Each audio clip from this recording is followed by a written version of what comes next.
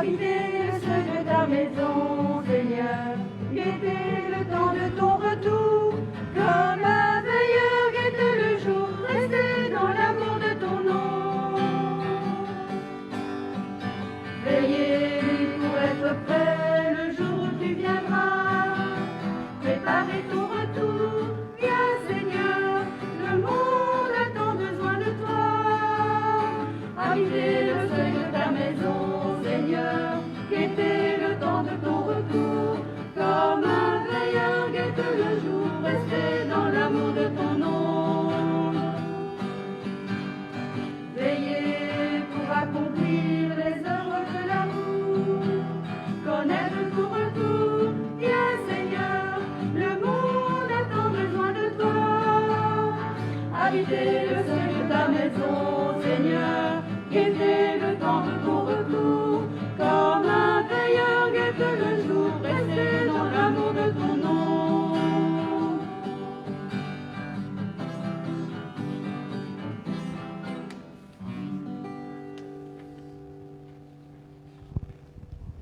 Au nom du Père et du Fils et du Saint-Esprit. Amen. La grâce de Jésus notre Seigneur, l'amour de Dieu le Père et la communion de l'Esprit Saint soient toujours avec vous. Nous sommes 15. C'était jusqu'à il y a quelques jours inespéré. Mais c'est tellement bien chaleureux que nous puissions être là aujourd'hui pour pouvoir rendre grâce à notre Dieu. Et puis nous ne sommes pas seuls, nous ne sommes pas 15, nous ne sommes pas que 15, nous qui sommes ici à l'église. Il y a beaucoup d'autres personnes qui à travers les médias, qui à travers les réseaux sociaux sont avec nous et qui s'unissent à notre prière. En ce 4e dimanche du temps de l'Avent, le monde est en attente. Le monde espère. Mais le monde espère avec une grande confiance parce que Dieu tient toujours ses promesses. Et la promesse actuelle, Dieu la réalise à travers le oui de Marie, son fiat. Celui-là est un appel à visiter, à revisiter nos réponses au Seigneur. Si nous savons dire oui, eh bien, le Seigneur vient dans notre cœur pour, à travers nous, se donner au monde. En entrant dans cette célébration eucharistique, où nous sommes habités par l'attente ardente de notre monde, commençons par reconnaître que très souvent, face à l'appel de Dieu, nous sommes plutôt dans des non et demandons au Seigneur de nous préparer à pouvoir vivre l'avènement de son Fils.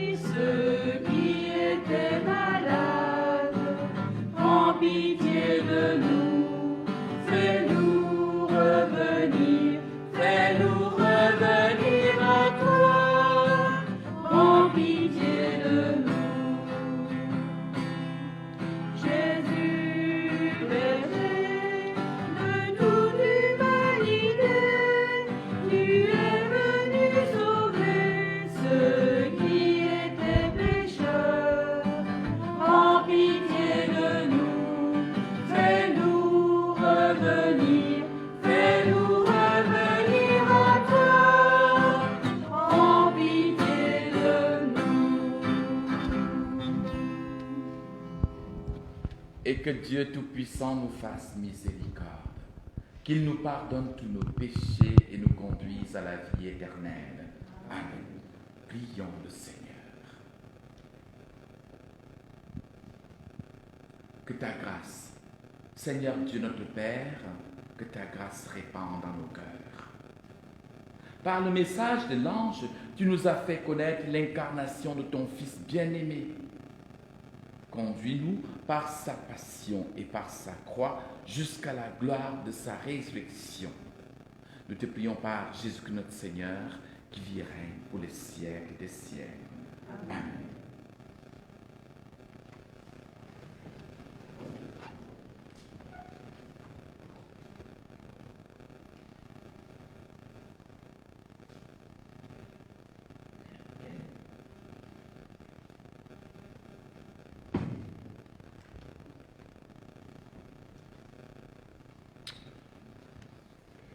Lecture du deuxième livre de Samuel. Le roi David habitait enfin dans sa maison, et le Seigneur lui avait accordé la tranquillité en le délivrant de tous les ennemis qui l'entouraient. Le roi dit alors au prophète Nathan, « Regarde, j'habite dans une maison de cèdre, et l'arche de Dieu habite sous un abri de toile. » Nathan répondit au roi, « Tout ce que tu auras l'intention de le faire, fais-le, car le Seigneur est avec toi. » Mais cette nuit-là, la parole du Seigneur fut adressée à Nathan, « Va dire à mon serviteur David, ainsi parle le Seigneur. Est-ce toi qui me bâtiras une maison pour que j'y habite? C'est moi qui t'ai pris au pâturage derrière le troupeau, pour que tu sois le chef de mon peuple, Israël. J'ai été avec toi partout où tu es allé. J'ai abattu devant toi tous tes ennemis. Je t'ai fait un nom aussi grand que celui des plus grands de la terre. Je fixerai en ce lieu mon peuple Israël. Je l'y planterai, il s'y établira et ne tremblera plus. Et les méchants ne viendront plus l'humilier, comme ils l'ont fait autrefois, depuis le jour où j'ai institué des juges pour conduire mon troupeau Israël. Oui, je t'ai accordé la tranquillité en te délivrant de tous tes ennemis. Le Seigneur t'annonce qu'il te fera lui-même une maison quand tes jours seront accomplis et que tu reposeras auprès de tes pères. Je te susciterai dans ta descendance un successeur qui naîtra de toi, et je rendrai stable sa royauté. Moi, je serai pour lui un père, et lui pour moi un fils. Ta maison et ta royauté subsisteront toujours devant moi. Ton trône sera stable pour toujours. Parole du Seigneur. Nous rendons grâce à Dieu.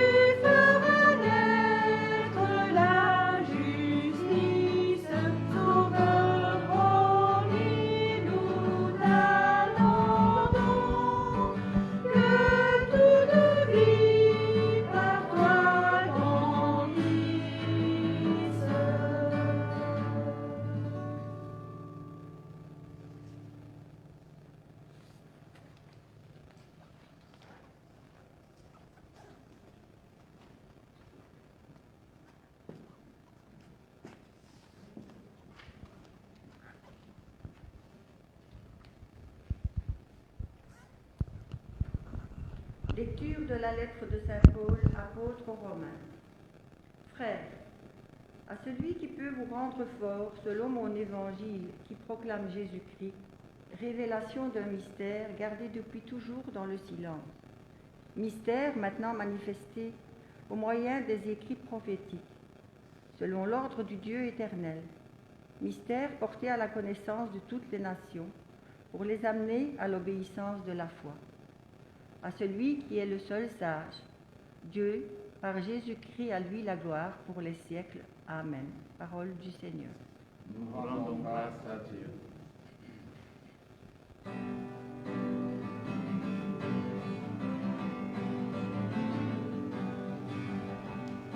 Réjouis-toi, Jérusalem, Alléluia, Alléluia.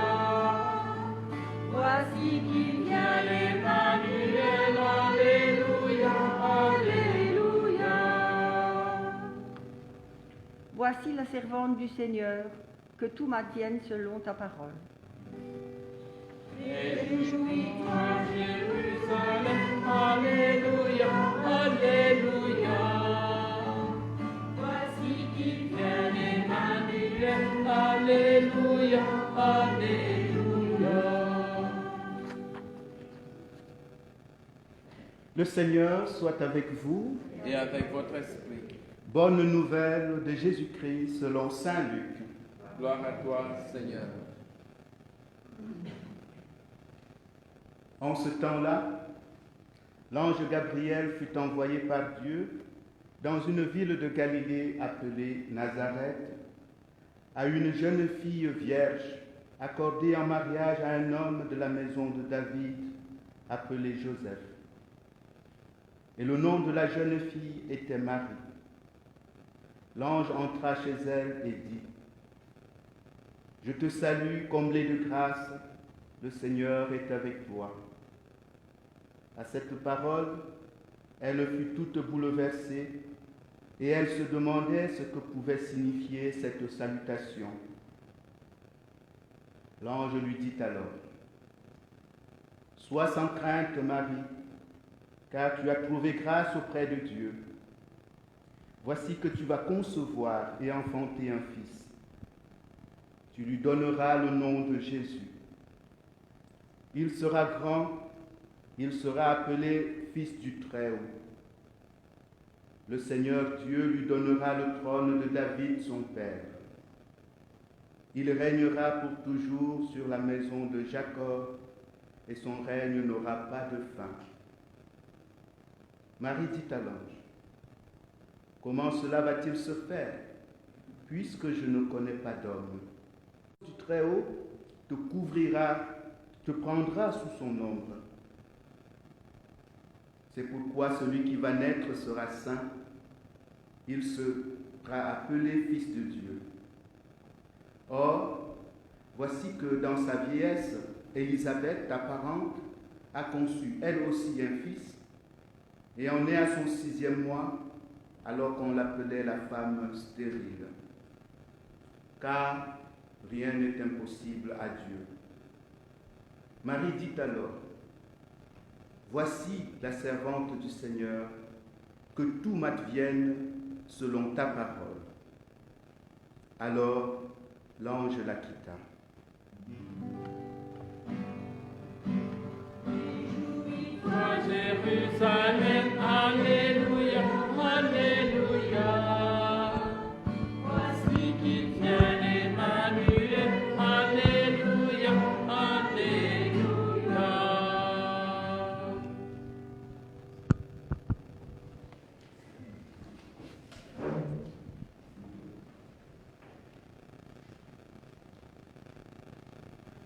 Est-ce toi qui me construiras une maison pour que j'y habite? C'est à travers cette question que le Seigneur rejette un immense projet. Vous avez entendu comme moi dans la première lecture, David forgeait le projet de construire pour Dieu une maison. Et je pense que vous comme moi, nous sommes d'accord que c'est un projet noble. Mais comment le Seigneur peut-il, de cette façon, rejeter ce projet? Est-ce qu'il n'y a pas dans ce rejet quelque chose que le Seigneur veut nous montrer ou bien vers laquelle il veut attirer notre attention?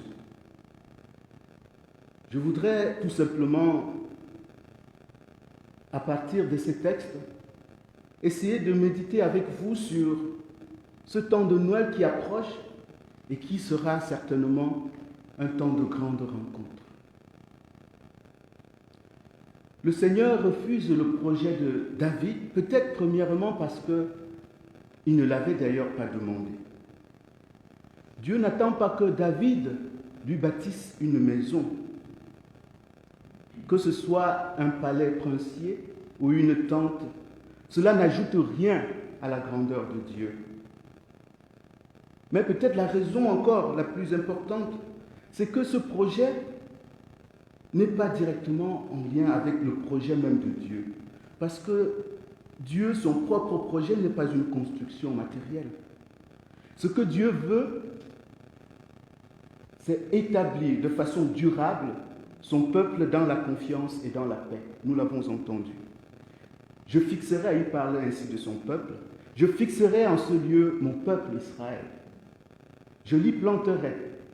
Il s'établira, il ne tremblera plus, et les méchants ne viendront plus l'humilier. Le projet de Dieu, c'est l'homme. Le projet de Dieu, c'est vous. Le projet de Dieu, c'est nous tous. Peut-être une deuxième raison pour laquelle le Seigneur refuse le projet de David, c'est que le Seigneur ne se laisse pas saisir, accaparer. Il ne se laisse pas fixer ou figer en un lieu.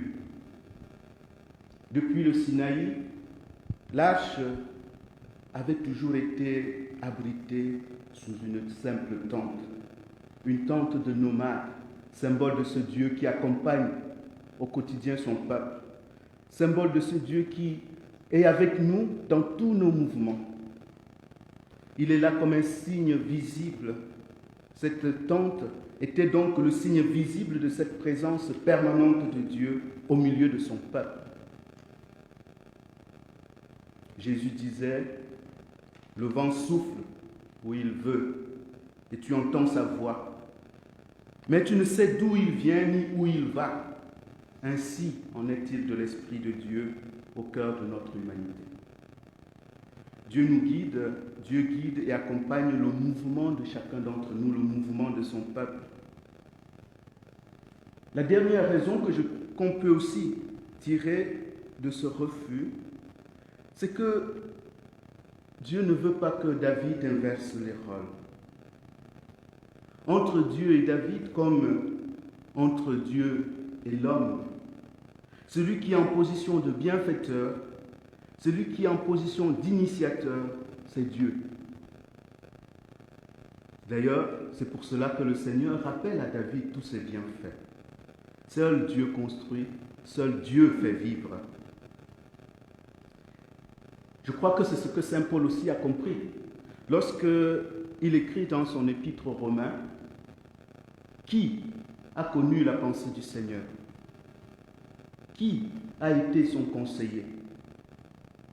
Qui lui a donné en premier et mériterait de recevoir en retour?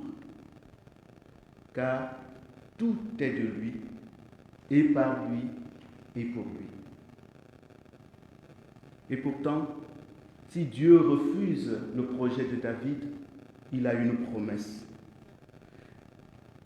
Cette promesse, c'est celle d'établir lui-même une demeure pour David et donc pour son peuple. Le Seigneur t'annonce, dit Nathan, qu'il te fera lui-même une maison. C'est Dieu qui vient à l'homme. Ce n'est pas nous qui allons à Dieu en premier, c'est lui qui vient le premier vers nous. Je pense que ce temps de l'Avent, ce temps de Noël qui arrive à grands pas, que nous allons bientôt célébrer, nous rappelle justement que le temps où nous pensions, ou bien que l'homme cherchait Dieu à travers la nature, à travers toutes les formes extraordinaires de la création, ce temps est révolu. D'ailleurs, c'est Jésus qui disait à la Samaritaine, « Crois-moi, femme, l'heure vient où ce n'est ni sur cette montagne, ni à Jérusalem que vous adorerez le Père. Mais l'heure vient, et c'est maintenant, où les véritables adorateurs adoreront le Père en esprit et en vérité. » Ce n'est donc pas nous qui allons les premiers à Dieu. C'est Dieu qui descend et vient habiter au milieu de nous. C'est cet événement extraordinaire qui trouve toute sa grande manifestation dans le Christ et dans le mystère de l'incarnation que nous allons célébrer à cette fête de Noël. Cette promesse de Dieu d'habiter ou de se bâtir une maison pour nous, au milieu de nous, s'est réalisée dans le Christ. Nous avons entendu la parole de l'ange à Marie. « Sois sans crainte, Marie, car tu as trouvé grâce auprès de Dieu. Voici que tu vas concevoir et enfanter un fils, et tu lui donneras le nom de Jésus. Il sera grand, il sera appelé fils du Très-Haut. Le Seigneur Dieu lui donnera le trône de David son père. Il régnera pour toujours sur la maison de Jacob, et son règne n'aura pas de fin. » À Noël donc, nous célébrons Dieu qui cherche une demeure. Il cherche à habiter au milieu de nous et surtout à vivre dans notre cœur. Marie, devant cette sollicitation de Dieu, le Père le disait au début de notre Eucharistie, a eu le courage de dire oui. Elle a dit oui à Dieu et désormais, elle est devenue la nouvelle arche de l'Alliance, le nouveau temple de Dieu. Saint Paul, d'ailleurs, n'hésitera pas à dire aux chrétiens de Corinthe, « Ne savez-vous pas que vous êtes le temple de Dieu et que l'Esprit habite en vous ?» Le temple de Dieu est sacré et ce temple, c'est vous. Vous êtes le temple de Dieu. Espérons donc, frères et sœurs, que nous ne serons pas obligés à Noël de constater que chez nous, comme à Bethléem, il n'y a pas eu de place pour lui dans notre cœur, dans nos maisons, comme à ce moment, il n'y avait pas eu de place pour lui dans l'auberge. Dieu ne veut pas que nous le mettions à part. Il ne veut pas que nous l'enfermions dans un lieu précis, sauf peut-être à l'église.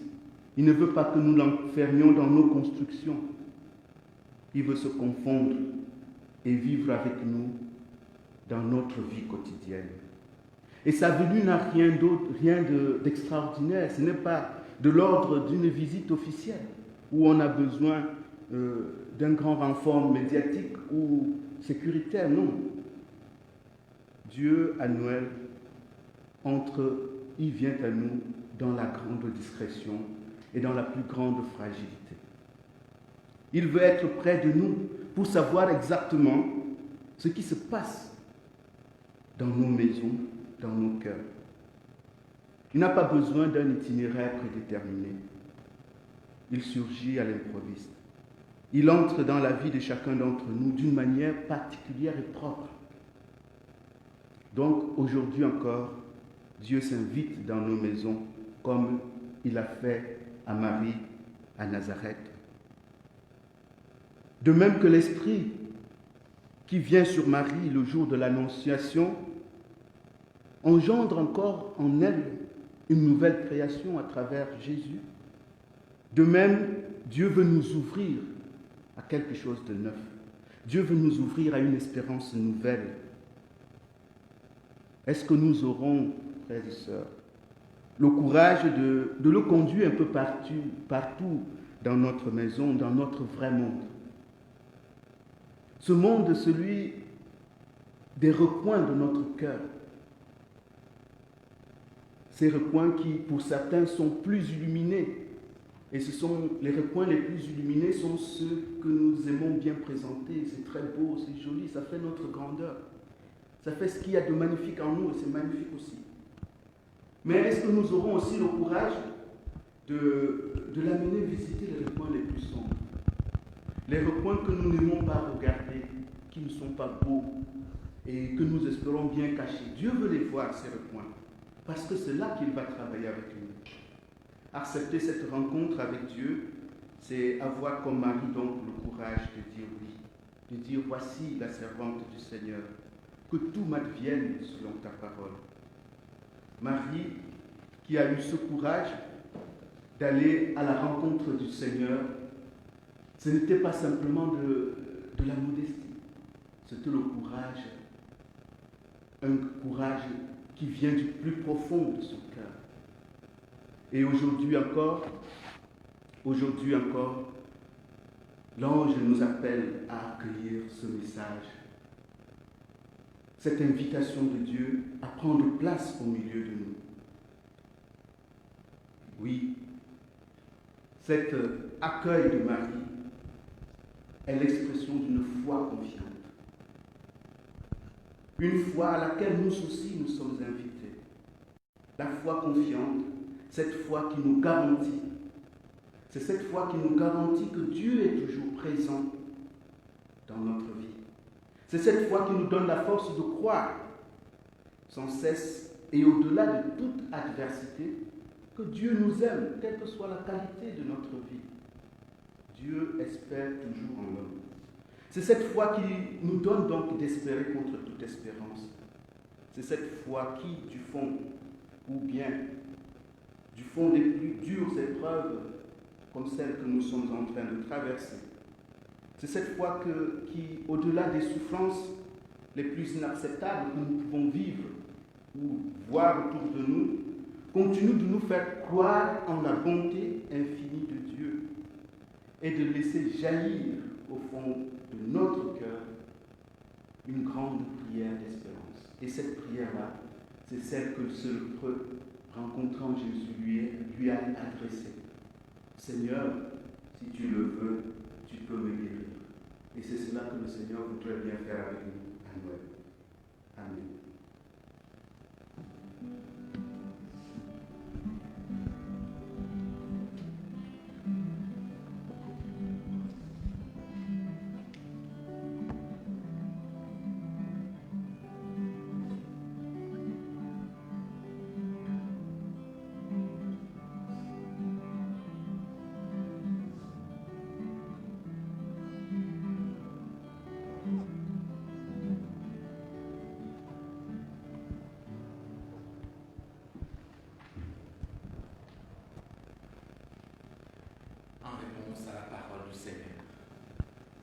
En réponse à son appel, alors que nous nous préparons véritablement à vivre avec lui, disons-lui que nous croyons qu'il est Dieu Père, Fils et Saint-Esprit.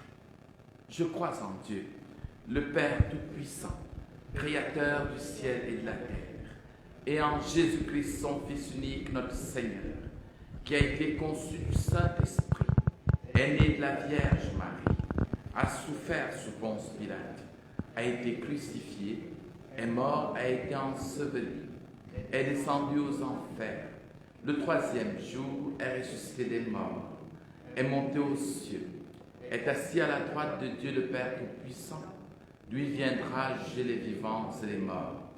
Je crois en l'Esprit Saint, à la Sainte Église catholique, à la communion des saints, à la rémission des péchés, à la résurrection de la chair, à la vie éternelle. Amen. Notre monde attend. Notre monde a tant besoin de lui.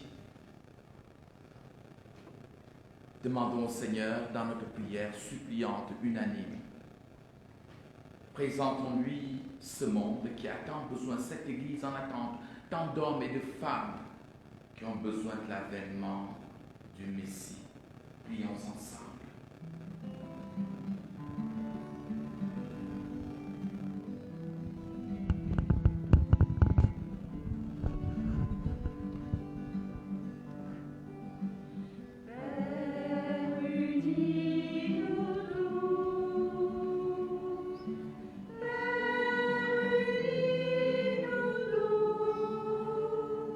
Que le monde voit en ton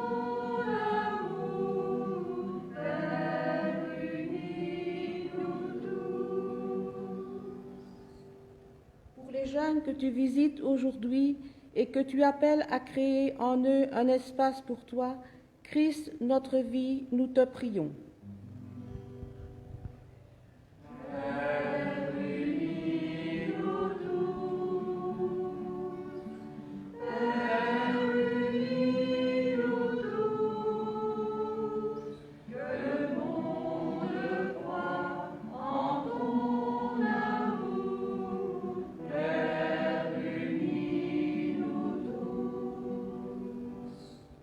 Pour les hommes et les femmes sans abri, pour les enfants de la rue, Christ, notre frère, nous te prions.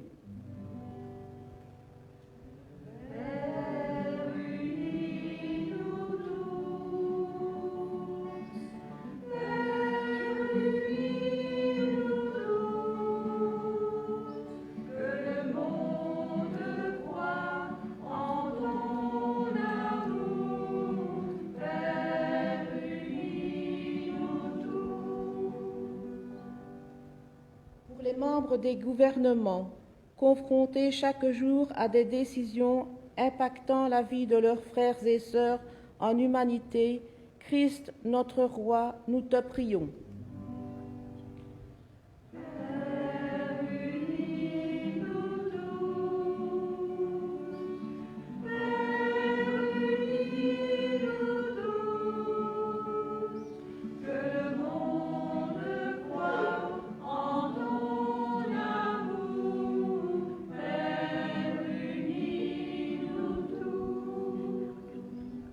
Pour les chrétiens, appelés à devenir pour le monde signe de ta présence et de ton amour, Christ, notre Sauveur, nous te prions.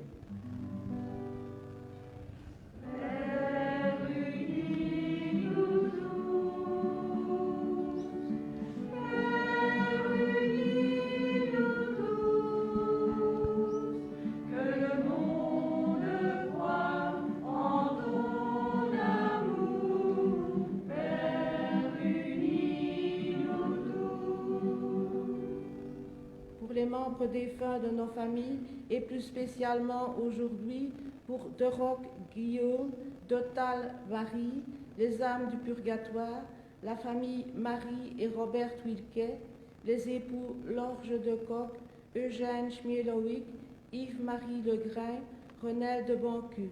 Cette Eucharistie est aussi demandée en remerciement aux anges gardiens et à l'enfant Jésus de Prague.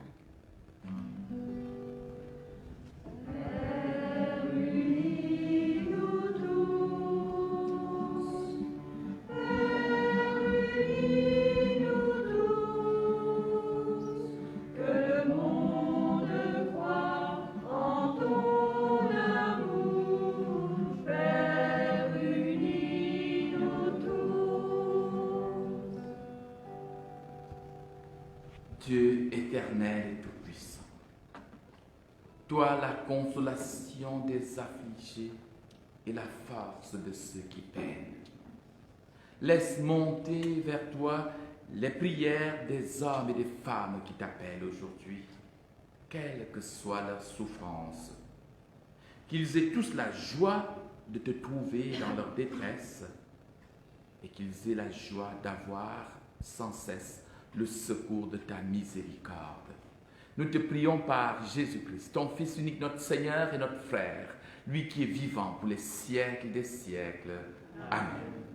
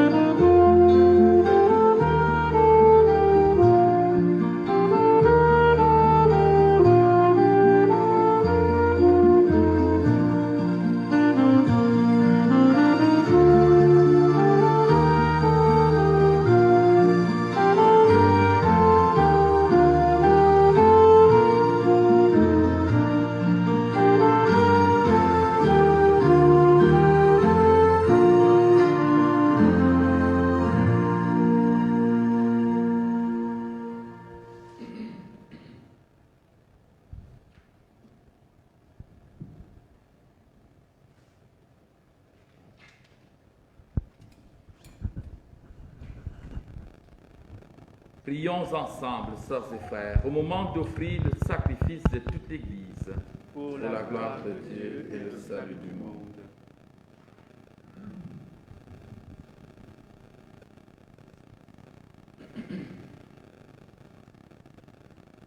Nous te remercions, Dieu Tout-Puissant, pour les bienfaits déjà reçus de toi.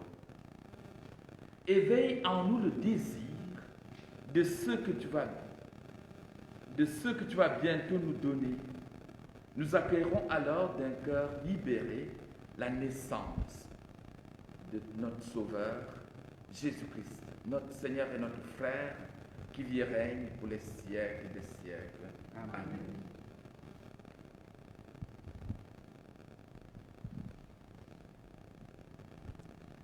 Le Seigneur soit avec vous. Élevons notre cœur. Rendons grâce au Seigneur notre Dieu. Vraiment, il est juste et il est bon de te rendre gloire. Il est juste et il est bon de t'offrir notre action de grâce, toujours et en tout lieu. À toi, Père très saint, Dieu éternel et tout-puissant, par le Christ notre Seigneur. Il est celui que tous les prophètes avaient chanté. Il est celui que la Vierge Marie attendait avec amour. Celui dont Jean-Baptiste a proclamé la venue et révélé la présence au milieu de nous. C'est lui qui nous donne la joie d'entrer déjà dans nos mystères de Noël pour qu'il nous trouve quand il viendra, vigilant dans la prière et rempli d'allégresse. C'est pourquoi, avec les anges et les archanges, avec les puissances d'en haut et tous les esprits bienheureux, nous chantons l'hymne de ta gloire et sans fin nous proclamons.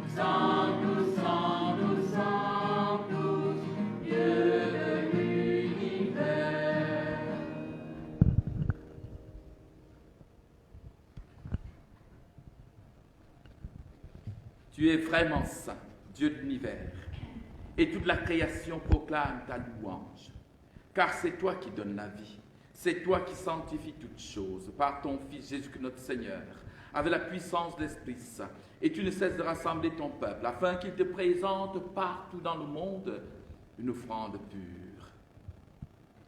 C'est pourquoi nous sommes ici rassemblés devant toi. Et dans la communion de toute l'Église, nous célébrons en ce dimanche le premier jour de la semaine, le jour où le Christ est ressuscité d'entre les morts.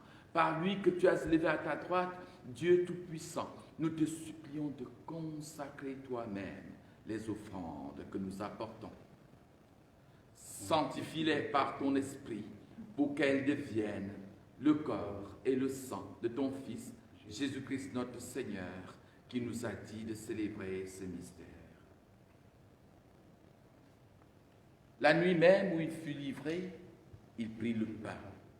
En te rendant grâce, il le bénit, il le rompit et le donna à ses disciples en disant :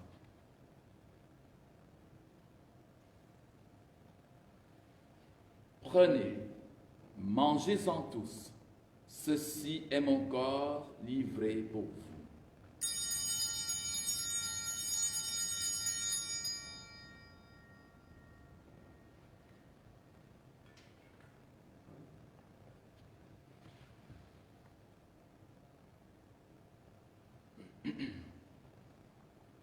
De même, à la fin du repas, il prit la coupe.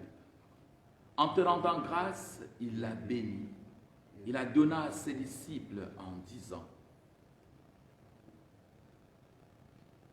« Prenez, buvez-en tous, car ceci est la coupe de mon sang, le sang de l'alliance nouvelle et éternelle, qui sera versé pour vous et pour la multitude, en rémission des péchés. Vous ferez cela en mémoire de moi. »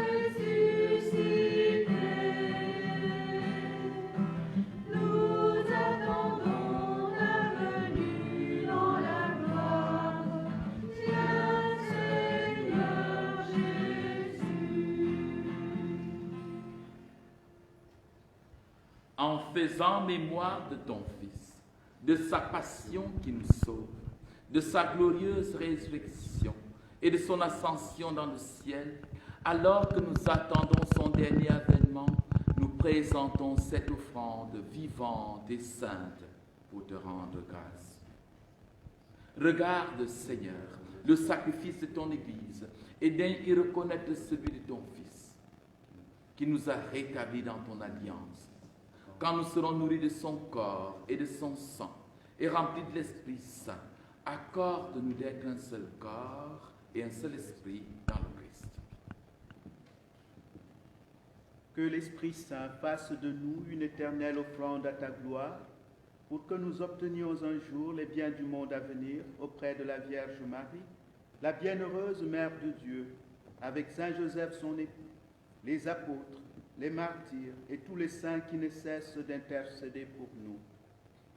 Et maintenant, nous te supplions, Seigneur, par le sacrifice qui nous réconcilie avec toi, étends au monde entier le salut et la paix. Affermis la foi et la charité de ton Église au long de son chemin sur la terre. Veille sur ton serviteur, le pape François, notre évêque Guy Arpini, l'ensemble des évêques, les prêtres, les diacres et tout le peuple des rachetés. Écoute les prières de ta famille assemblée devant toi et ramène à toi, Père très aimant, tous tes enfants dispersés.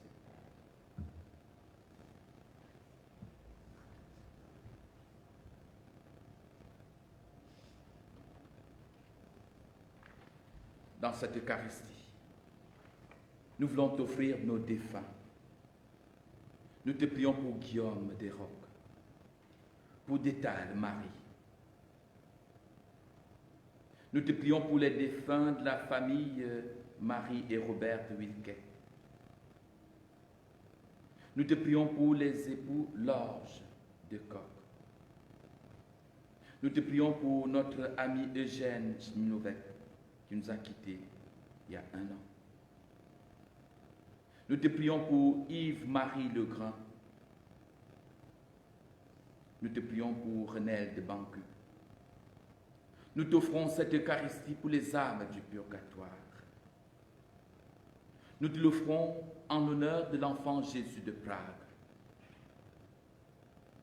Nous t'offrons cette Eucharistie pour toutes les intentions qui nous ont été confiées. Je pense plus spécialement à la cousine d'André.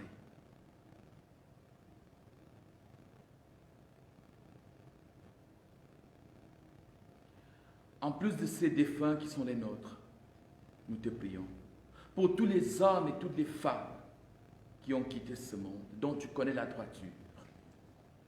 Reçois-les dans ton royaume, où nous espérons être comblés de ta gloire, tous ensemble et pour l'éternité, par le Christ notre Seigneur, par qui tu donnes au monde toute grâce et tout bien.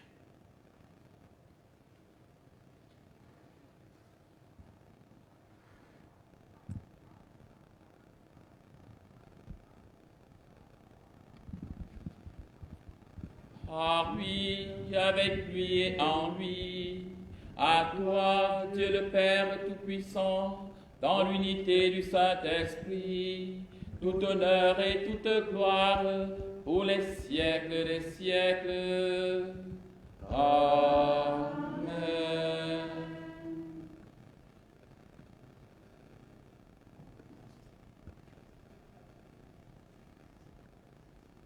Parvenus à cet instant de la célébration, nous allons tendre les mains comme les disciples dépourvus ce jour-là quand ils lui demandaient de leur apprendre à prier.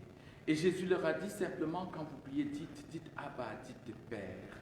Adressons-nous à Dieu comme des petits-enfants qui s'adressent à leur Père avec confiance et certitude qu'il écoute leurs besoins, qu'il écoute leurs joies, qu'il est attentif simplement à leur vie. Disons ensemble. Notre Père qui es aux cieux, que ton nom soit sanctifié, que ton règne vienne, que ta volonté soit faite sur la terre comme au ciel. Donne-nous aujourd'hui notre pain de ce jour. Pardonne-nous nos offenses, comme nous pardonnons aussi à ceux qui nous ont offensés. Et ne nous laisse pas entrer en tentation, mais délivre-nous du mal. Car c'est à toi qu'appartiennent le règne, la puissance et la gloire pour les siècles des siècles. Amen. La paix dans nos cœurs, la paix dans notre monde, c'est le désir de Dieu. Et il nous envoie bientôt son Fils pour venir l'établir.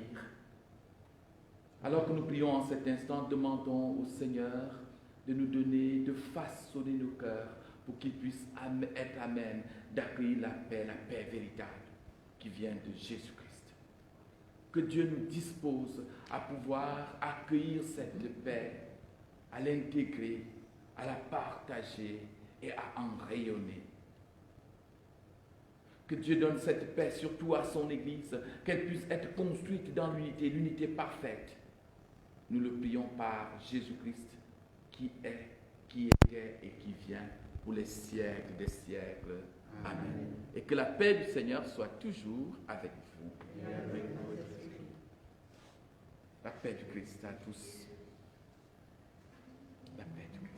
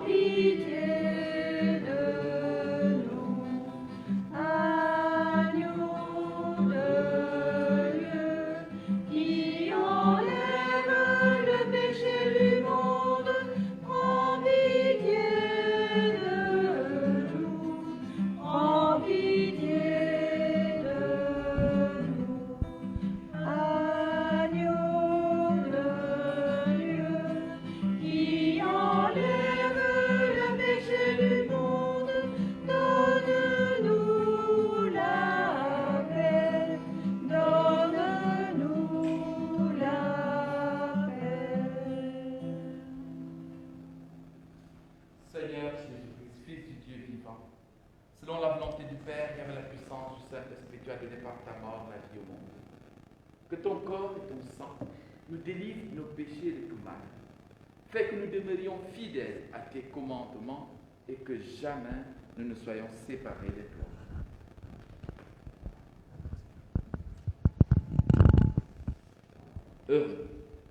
Heureux sommes-nous invités à la table du Seigneur. Voici l'agneau de Dieu qui enlève le péché du monde. Seigneur, je ne suis pas digne de te recevoir, mais dis seulement une parole et je serai guéri. Le corps et le sang de Christ nous gardent pour la vie éternelle. Amen.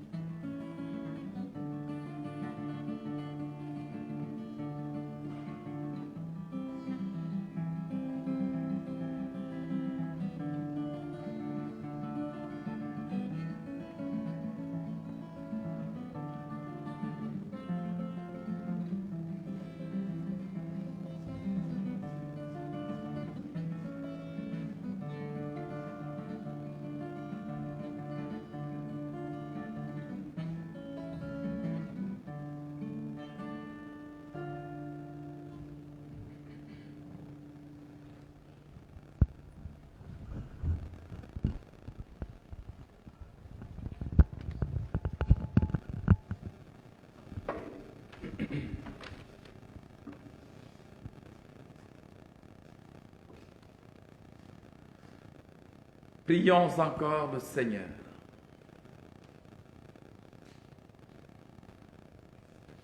Seigneur notre Dieu, nous avons reçu de toi ton sacrement. C'est le gage de la rédemption éternelle.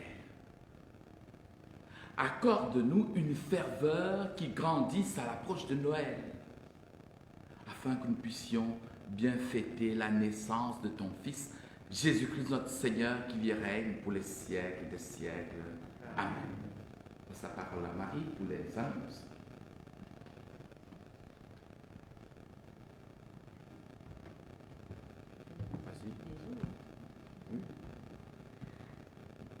Alors, les annonces pour Ezo et Rosalie.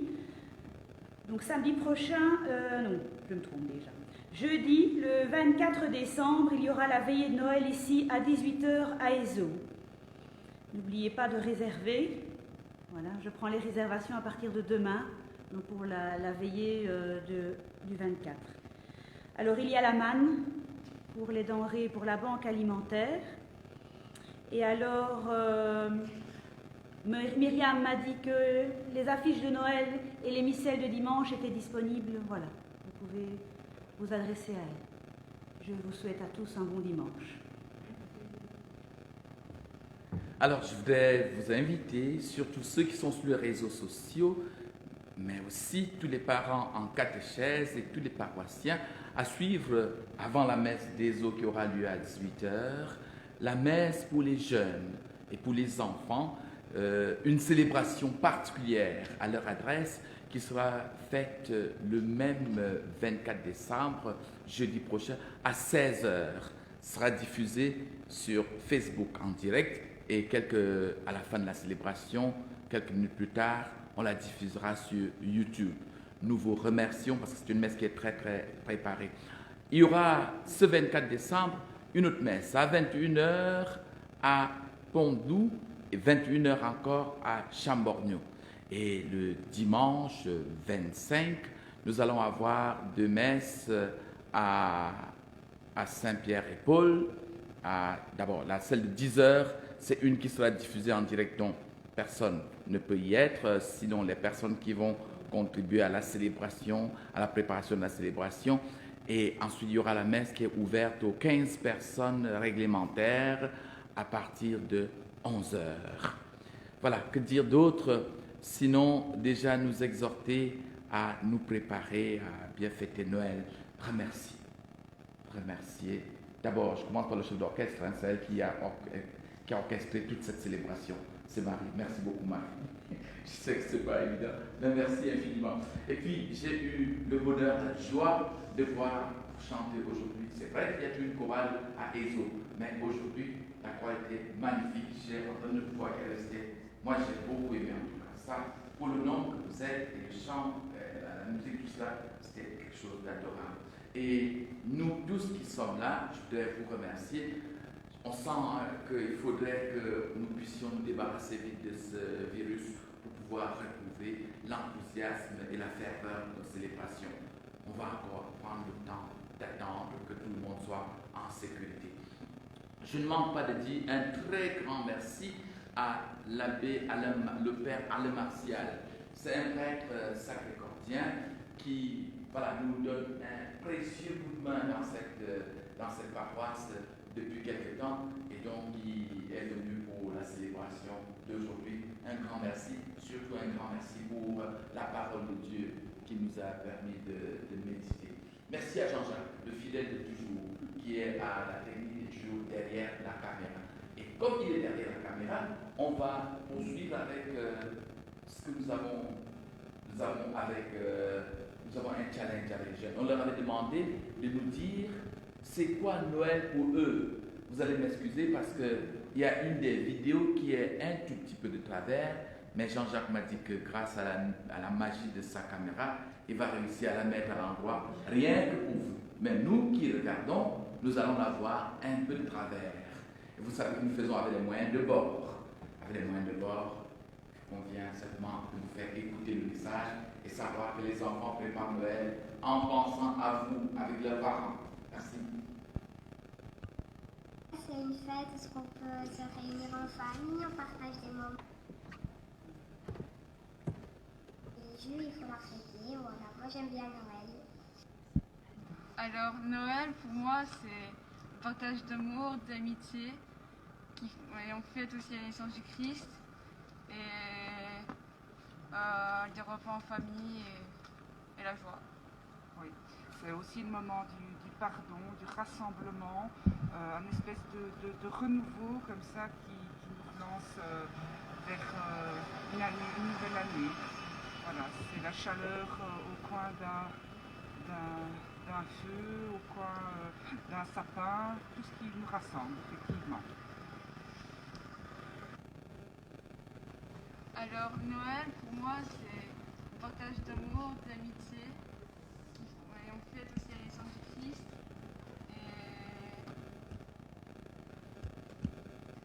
et Ainsi s'achève donc cette célébration avant la bénédiction finale. Je voudrais vous remercier, chers amis qui nous avez suivis à travers les réseaux sociaux ou ceux qui vont la suivre en différé. Merci pour les messages d'encouragement que vous nous donnez. Merci pour cette communion spirituelle que nous vivons ensemble. Merci à tous les paroissiens qui, de plus en plus, nous demandent de diffuser à temps. On fera un effort pour que, aussitôt la messe finie, que l'on puisse la diffuser pour qu'ils puissent la recevoir. Je dis encore merci à tous mes paroissiens, à Maggie que je n'ai pas vu depuis un bon bout de temps et à tous les autres, vraiment vivement que passe le confinement et que nous puissions nous retrouver. Le Seigneur soit avec vous. Que Dieu Tout-Puissant vous bénisse et vous garde, le Père, le Fils et le Saint-Esprit. Amen. Allez et vivez dans la paix et la joie du Christ. Nous rendons grâce à Dieu.